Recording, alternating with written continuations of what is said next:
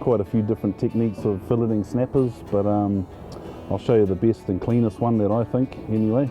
So I like to put my knife under the side fin here and run it from the bottom fins to the back of the head, because there's quite a lot of meat in here, and on a slight angle to get under the scales. So put your knife in on a slight angle under the scales and you'll find it goes through really easy, and you'll go down to the bone but not into the gut cavity, and right up into the head here, and especially on the big fish where there's lots of meat in there.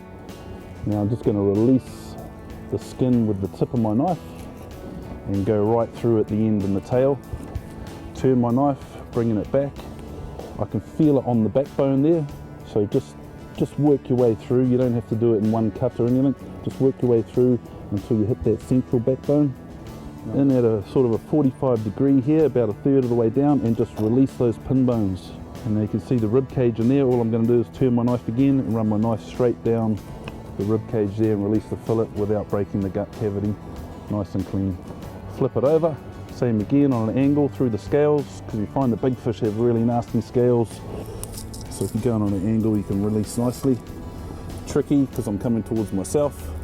Same again, just carefully release your skin straight through at the end.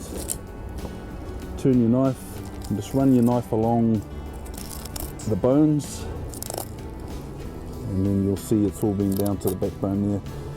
45 degrees roughly, and release those pin bones. Crack. And then run your knife over the rib cage, release the fillet. Beautiful. There you go. Knife in down to the skin, holding on tight. Just sort of release a little bit so you can get a grip, and then just sort of run your knife, not too many cuts, don't saw at it, and it should just come off quite nicely.